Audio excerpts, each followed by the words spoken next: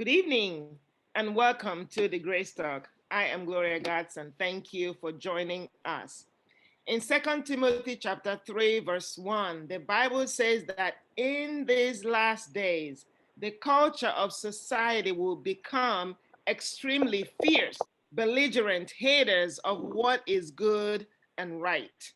They will be self-absorbed, money hungry, self-promoting, stuck up, profane, unbending, slanderous, impulsive, savage, cynical, treacherous, ruthless, and allergic to God. And I am reading from a paraphrase of the Bible. This is exactly where we are. It sounds like what is going on in the news media. It sounds like what you watch on TV. It says that they may pretend to have a respect for God, but in reality, they want nothing to do with God. This is where we are in America today. Today, our topic is globalism and its attack on faith and liberty. My guests for this discussion are John Riddell, Chairman of Faith and Freedom Coalition Mid-Atlantic, and Craig Seibert. Craig is a web seminar trainer and the creator of the U.S. Civics Training Initiative. He is a student of history and has studied America's founding documents for the last 20 years. Craig has also taught these principles to tens of thousands of people in person and over the internet. John and Craig, welcome to the Grace Talk. Good to be here. Thank you. And by the way, Craig is joining us today on the phone. He is traveling and we appreciate his flexibility to join us by phone. Now, John, what is globalism? Well, if you look at globalism as they explained it early on by corporations, it was, oh, we're all going to have this great world economy where we can get products for cheaper and better, and we can get free flow of products and movement of merchandise. And they tried that actually in the United States already with the medical system. And it's called pharmaceutical business managers and group purchasing organizations. And we can tell you how successful that globalism was. It tripled the prices of medicine and it quadrupled the prices of healthcare and limited to healthcare. Because there's a guy named Jordan Peterson out of Canada, and he said when America talked about their corporations falling, and they said, oh, these corporations are too big to fail, he said they should have flipped it and said, these corporations are so big, they should fail because they become so ingrained with their own importance, they forget about the people that they're serving. And then you create a monopoly, much like we have today with social media. You either go along with what they believe or you're banned for life, like I've been banned for life. And so the globalism really is, in my estimation, they talk about all the time America, they're worried about America's nationalism, that it's tyranny, when what America really has is populism. What we have here with globalism is the real nationalist tyranny. And they develop things and make things so large that they have to collapse, then that they have to step in and correct it and take control. And when that happens in almost every socialistic system, you reduce it from 3 tiers, upper, middle, and lower class societies, to 2, elite and lower class society. All of us are the same, but we're all poor and in a bad position. So that's my basic definition of what globalism is. Thank you, John. It sounds from your definition that globalism is socialism on steroids. Um, Craig, what do you have to say about that? Do you have any comments on this? What is globalism? Let me reflect on that as John was sharing.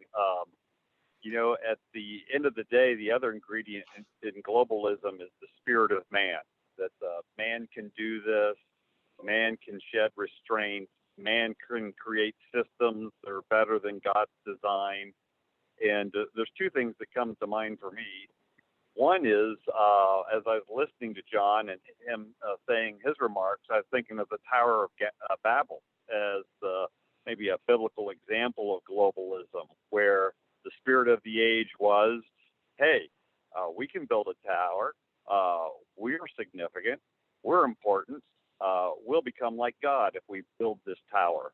And of course, at that point, God confused the languages, showed them that they were not gods, and we got a distribution of nations and languages, and God, in an indirect way, delivered some diversity to us. The other thing that I was thinking about is during the founding period, in Europe and the European nations, and when church and state were kind of welded together as one, I think that was an example of globalism in that day. Not quite like the technological things that we have got going on today, but a spirit of socialism actually came over with the Pilgrims. They were Christians, but by a spirit of socialism, what I mean is the first economic system they tried was, hey, we'll just all plant in a common plot. We'll do things together. And really, because of that, their initiative was dampened. The amount they produced was minimalist. And so they very quickly switched to individual responsibility and free markets. So as John was sharing, those kind of two little examples from both biblical studies as well as history kind of came to mind. But nothing like the globalism we have today on steroids, supported by international companies and technology. Thank you, both John and Craig. What I'm hearing then is that a lot of this is driven by the desire for profit. But the end result of it, John really kind of pointed his finger there, is heading to a two-tiered society. You have the haves and the have-nots. John, there is also an impact on the church. And Craig began to talk about that. Let's dive into that a little bit deeper. What is the impact of globalism on the Christian church? Well, globalism is moving, and you can even see now, as you all know, I'm Catholic. If you listen to this show, and right now we have a pope that's knee deep into globalism, and he's looking. And what globalism means for religion is that there's one religion, and you will abide by that religion, you will live by that religion, and you will do by that religion, or you will not be able to go to church. And that religion ends up not being about serving God. It begins about serving the new religion, which is the government. That's what's happened in China. When the Pope gave the Chinese permission to appoint their own bishops, well, right away it came right out of the Communist Party. The regular priests and all the bishops were thrown out of the churches, some imprisoned, some killed, and they replaced the crucifix in the church with the Communist Manifesto, and you will abide by these government rules, and God was not part of it. So that's what one world religion ends up becoming. It is not about God. It's becoming about building another Tower of Babel. And you can see they took a survey in 147 nations, and in all 147 nations, they said there is a worldwide attack on the freedom of religion. Again, just recently in Africa, two of the Coptic priests were assassinated because of their faith. So you can see how this does not bode well for religion. If the government, you can see by the shutdowns of the churches during the COVID pandemic, when in the old days, if you remember, they used to go into the church used to run into the pandemic to care for the people, to give them the last rites, to give them the blessings, to give them communion. They were there by their side. And there's a litany I have against pandemics, and it lists all the priests and bishops that died serving the sick. They didn't run from that, they ran to it. And that's the difference between what's happening now with faith. The government shut down that pace where you ran to it. I sent out an email to our group, and then that email had a priest that came out to his church before the mass started, sat a chair in the thing and sat down and apologized to them. He said, "I betrayed you. I let them shut our doors. I will never participate that again. I will go to jail before these doors of the church ever close." And that's one of the things we have to start doing. Thank you, John. Craig, you can jump in there. Obviously, these are sobering words that we live in a time when globalism is really an instrument of government and it does not promote the cause of God at all. Yeah. You know, and the two things that as John was speaking that come to mind too is there's a spirit of fear and a spirit of deception that makes globalism appealing to people of faith or to the church. The spirit of deception is, hey, we're doing this for people's safety, or we're doing this for care, or we need to institute these rules because it's compassionate. And because of how God designed government to carry the sword, and the basic design of government, God's design of government, is to restrain evil and to allow good to flourish. You can find that in Romans 13. You can find that in 1 Peter. And again, to repeat, the biblical design of government is for government to restrain evil and allow good to flourish. And so we get deceived, or the church gets deceived, when the government begins to say, hey, we're going to do this for good, or we as government are going to do these good works, or we're going to, as government, we're going to provide this level of safety. When we start hearing that language, we should be suspicious. And then the other thing is the spirit of fear. If you don't do this, there'll be either government consequences, or if you don't do this, you're going to put yourself in harm's way. And so I think those two spirits, the spirit of deception and the spirit of fear, can get a hold of church leadership or people of faith and lull them into sleep to think that globalism is a good thing and helpful to the church, and it's not. Absolutely. I couldn't agree more. And in fact, one of the things that John was talking about that really struck me is that in times past, when you had the Black Plague, the Spanish flu, all these things, the churches were in the lead, in the forefront of helping people. The churches ran there, supported the sick. And in fact, that is one way that the church always distinguishes itself in history. But, having the love of God and being the face of God in the midst of terrible, tragic circumstances. But in this time, what the government did was to shut down churches. And we know of churches in California, in New York, and in other parts of the country that literally had to get into legal battle. They were potentially facing a fine of $1,000 per violation per day, and jail time, criminal action, just for being Christians and opening their churches. We saw again and again that liquor stores, abortion clinics, and so many things were deemed essential, but churches were deemed non-essential. And this is when people were committing suicide in record numbers, and there was so much fear, like Craig mentioned, and just misinformation, running rampant. John, I don't know if you want to chime in there again. And this is really, God is helping us to expose what is going on in the nation, and to give us insight into the depth of this globalism and the tentacles, where it's coming from, and the implementors is the government officials who have suddenly become priests of this new religion of globalism. It's really is an exchange of the Christian religion, Christian faith, with this new religion of globalism and tolerance, and the priests of this new religion are the government officials. Yes, I mean that's really it in a nutshell. You have the one thing the communists learned a long time ago was you can never conquer the United States head on. You can't do it, and you can't conquer the church head on, because the people will rise up and fight you. But you can conquer it by infiltrating it or changing it. And I think I said this on your show before. They were never interested in closing the church. They were interested in changing the church, because it's a great indoctrination center every Sunday. If you can convince people that God was a communist, and then, so this is the doctrine you have to follow, then you lose the gospel of Jesus Christ. You do that. And the trouble is, there are too many churches now giving into that gospel of Jesus Christ, surrendering the gospel of Jesus Christ. You cannot do that. Look, there's only one person you can call on for salvation, and there's only one God that can help us. And right now, you hit the nail right on the head, Gloria.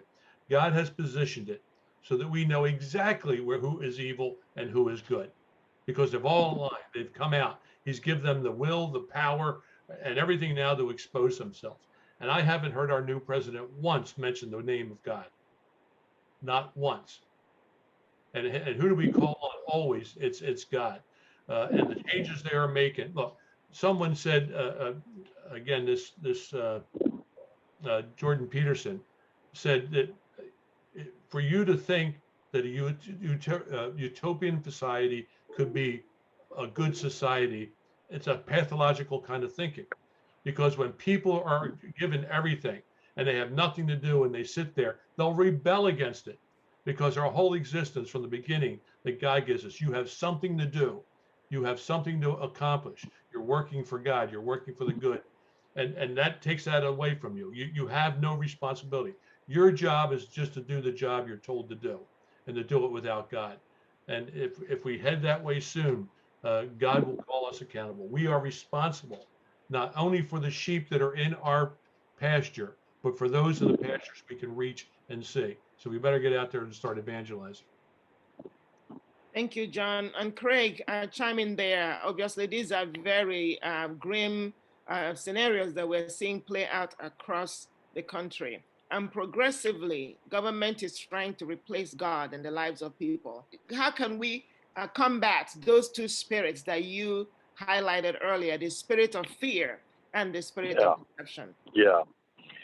Well, in transitioning from that question and John's remarks, the people that strive for the utopian societies and even achieve them or think they achieve them, the God-shaped vacuum in the human heart remains. So even if they get to a point where everything that's been fulfilled that they demanded happen, what they find is they're standing there and they're still unsatisfied. So it's been said well that a room full of darkness, a large room full of darkness, can be amazingly lit with just a single candle.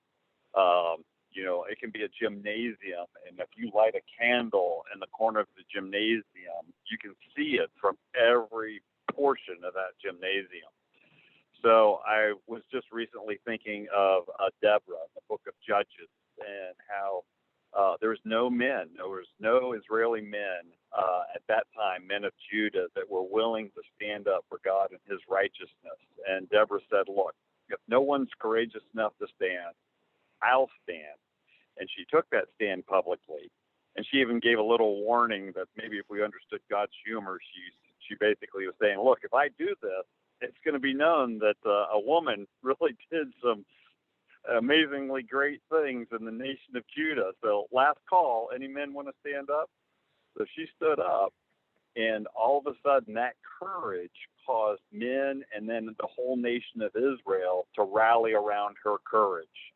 And so one of the things that I feel like is absent in the church today when we talk about how the church can be effective and stand up to culture, really that attribute of courage is absent in a lot of the body of Christ, where pastors or leaders are willing to say on the tough cultural issues of the day, this is wrong. Society will decay and fall apart and become diseased if we proceed down these paths, and that there's a better way. And I think we need to call out people to what's righteous, but at the same time love people toward that righteousness. And so it may sound kind of simple, but I feel like we need to have the courage to let our light shine, do it on the cultural issues of the day, encourage our spiritual leaders to do it. And when that happens, other people see that light, and it's astounding how attractive that is and the people it will draw to it. Yes, we actually do need leadership courage. That's what we need. And when a man or woman, like you mentioned, Deborah, stands up, somehow that act stiffens the backbone of everybody else and gives them the courage and the moral fortitude to step forward. One of the things that you said struck me, Craig, and that is, you know what? You don't have to turn up the darkness, but you can turn up the light. Darkness is an absence of light. And if the Church of Jesus Christ will continue to stand up, and John has said this several times, that the church has to be in the lead for any of this to be successful. If the church will stand up, if you and I, if we as Christians will stand up and shine the light, then there's no place for darkness to hide, because darkness really is the absence of light. And God would help us to represent God to our world, and to have the courage of women like Deborah and men like Barak, who actually finally stood up and went to war, and God gave them tremendous victory. Now, let me ask you guys a question. We've talked about the impact of globalism on the church. Now, let's talk about the impact of globalism on liberty. Because many people are sitting around thinking, well, I mean, if I don't go to church, maybe the church is overreacting. But globalism doesn't just stop on its march to stifle the church. There is an impact on rights, on liberties that we enjoy as American citizens. John, can you talk about that? Sure. Just pretend that this has happened now. We have a new world order. We have a new globalist government, one religion. Uh, the best example I can give you to it is their name would be called Twitter. And they would say to you, you can say this, you can't say this. You can do this, you can't do this. Now, the difference between our society now is you have the choice to do or not to do, or say or not to say. But under that system, if you don't do that, you don't have a job. You don't have any income. You don't have housing. You don't have food. So you're compliant to the master who is calling you to serve them. And that's what globalism is. And that's where liberty is removed. If you just look at the things that are happening right now with freedom of movement, you know, how some states say, oh, you can't go outside. There's this one actor that's in Hollywood. I can't remember his name, but he's the guy that plays all these bit parts that are so good in films. And he walked and he says, took a video of himself walking through Los Angeles. He said, hello, world. I want you to know I am disobeying the government. I am disobeying the governor. I'm an American citizen. I'm allowed to walk outside. And so, but that's what happens when you can't do those things. I mean, if you look at it, socialism has failed every single time it's failed, every time it's tried. And the reason it's tried is because they know it's going to fail. And then what happens? The government steps in. The government takes over. If you look at healthcare, how healthcare has slipped away. For instance, you all know I had COVID. When I was in the hospital, there was no treatment, no therapeutical treatment for my COVID. And the reason was because the governor has decided that certain drugs were outlawed. Now, I just recently saw my picture of my lungs, and it was completely white and filled with infection, both lungs. So I left the hospital, and luckily I got an independent doctor who gave me treatments that brought my lungs back to health. But that was independent. So the question is, if you look at how your liberties are impacted, you won't need a gun anymore because they'll take care of your security. You won't need to protect your family anymore because they're going to protect it. Don't worry about educating your children on the certain social issues and about God. We'll take care of that now because we do that. We have a certain formula. We want everybody to do that. That's where your liberties are. You lose everything. I tell my grandchildren, I said, look, you want to know the dirty little secret about drugs, cocaine, and heroin? That once you try it, you lose everything and you never get it back again.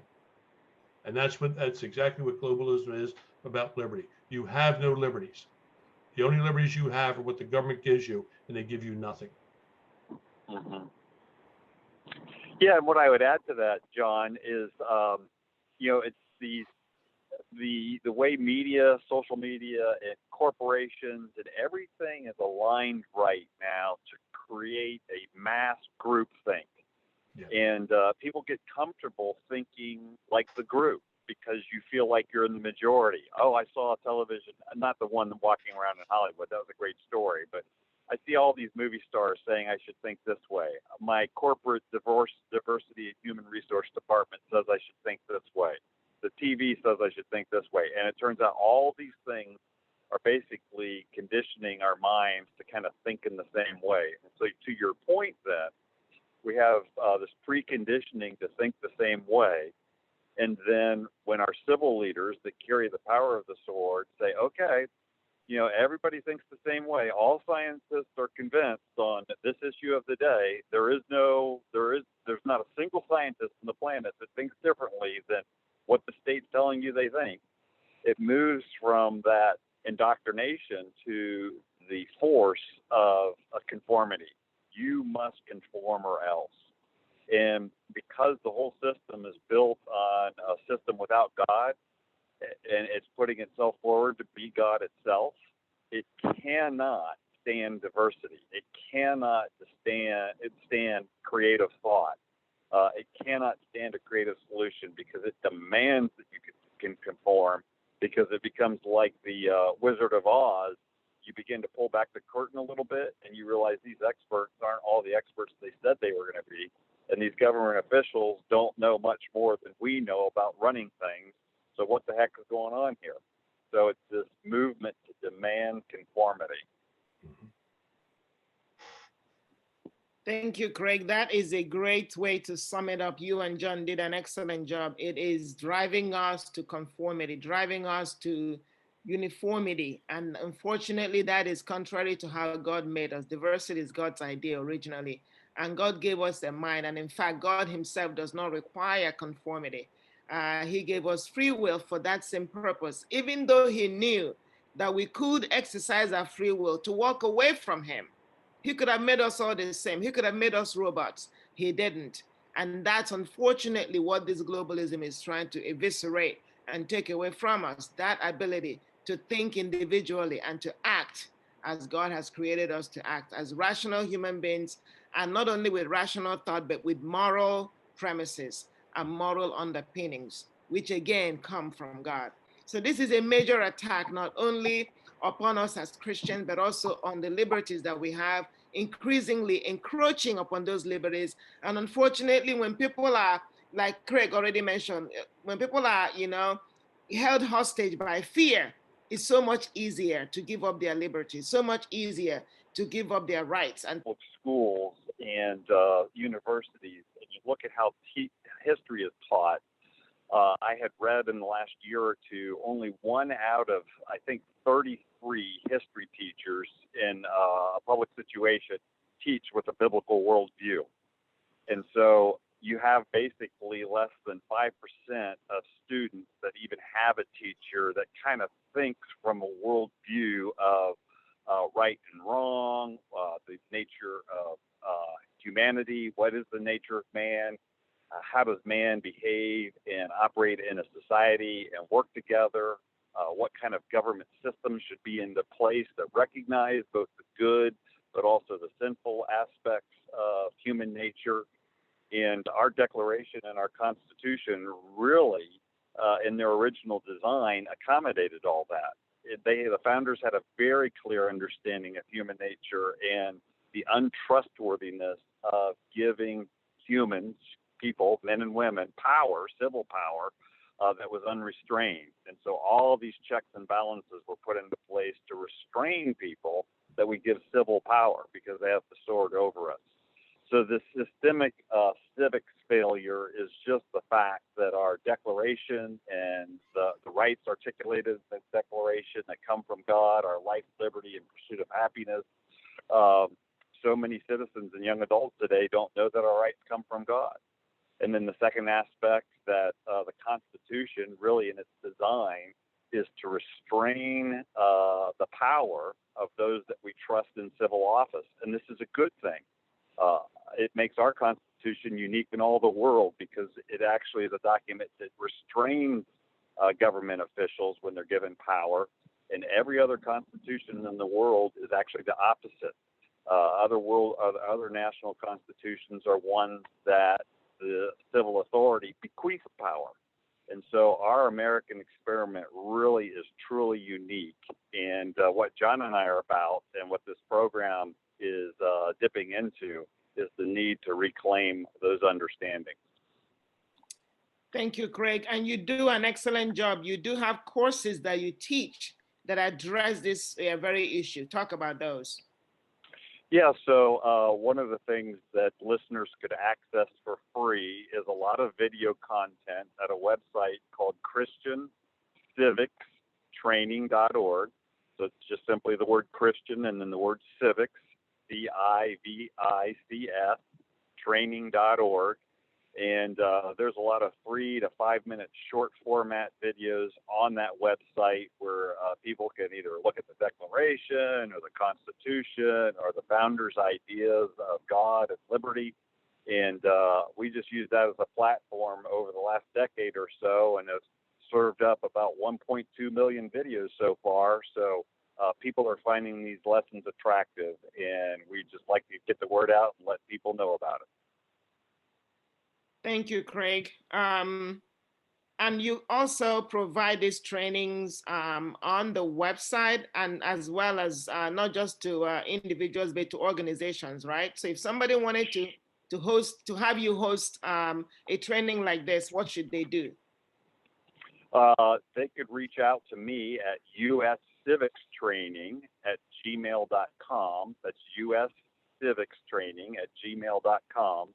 But then, Gloria, to your point, the free web videos on the website, we've had individuals take, but we've had teachers just simply use those videos in a classroom environment. And John can speak to that. He's done that before too, where he chooses some of his favorites and he actually just uses them as a training, and he hosts it, and I don't even have to show up.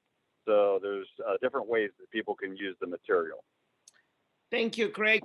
Fabulous resources. I personally have attended Craig's class, and it was very, just very educational. He goes into a lot of depth. I attended a class that he taught personally, but what you're hearing is that you do have a ton of resources that are available to you on his website, 5-minute short clips, video clips that educate you on critical issues, because we do have a responsibility to guard this democracy. We do have a responsibility to safeguard the liberty that God gave us. How can we do that? By getting educated, by learning what we need to know so that we can take the right action to preserve our inheritance.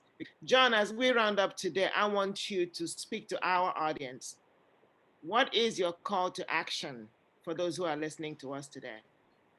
Well, I'll put it in today's terms. You know about the March Madness with the NCAA tournament where Gonzaga was the final 2 teams.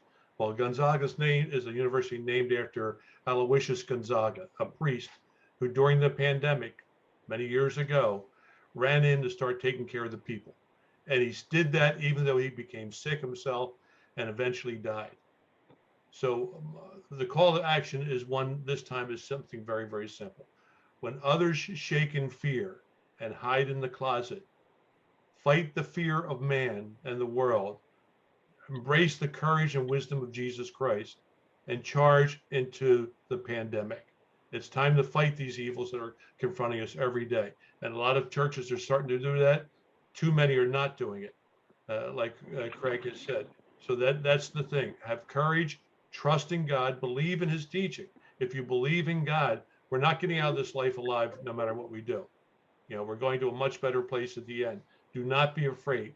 He'll stand beside us. So the call to action is, look, for me, I personally boycott every single company that tries to go against God or tries to destroy liberty or religious liberty.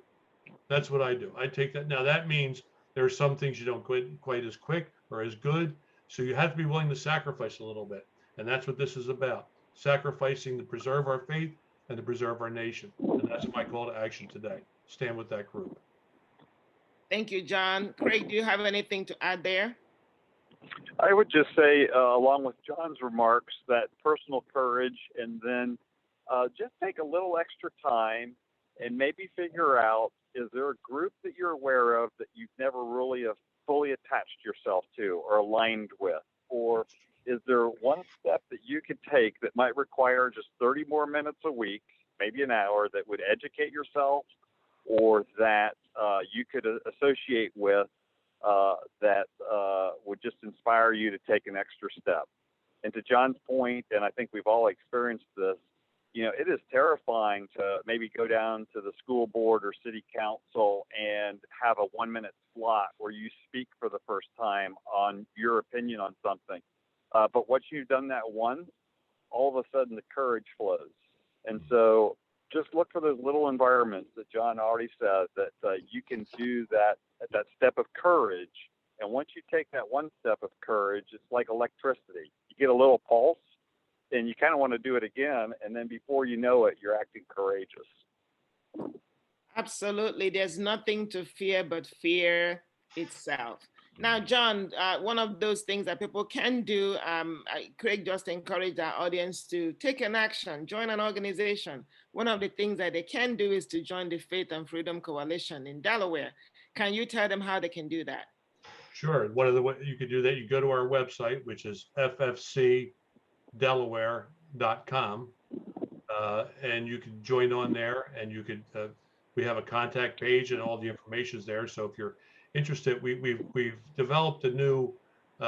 This group here, Serve God, Defend Liberty, is one of the things Faith and Freedom has developed. Is one of the co-founders of, and in that we're putting out a book called Reclamation of America. And we're talking about education, the church, bringing the church back into the public square. So there are the things you can do that can get you very active.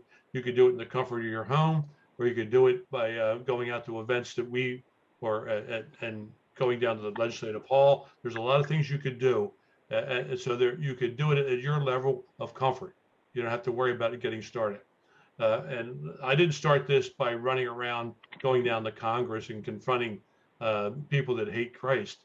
That took some getting used to, but like I remember when we were in battle in Vietnam one time, we were getting ready to go, and one of the guys was really scared and upset, and the guy next to him says, "Hey, they can kill you, but they can't eat you. It's against the Geneva Convention. So listen, God will be with you the whole way. Do not be afraid." Thank you, John. And for those who live in Pennsylvania and other parts, this is Faith and Freedom Coalition Mid-Atlantic. There are branches also in other states so that you can get involved. Thank you, John and Craig. What a delightful conversation. Very sobering today, but also very challenging and inspirational. Thank you for joining our show today. And for those who are listening to us, join us again on Wednesday for online prayer. And we're back again on Sunday for another show. And by the way, on Saturday, join me on Reach Gospel Radio for my weekly broadcast at 9:30 on Saturday morning. Thank you again for today. Good night, and may the Lord God bless you. God bless you.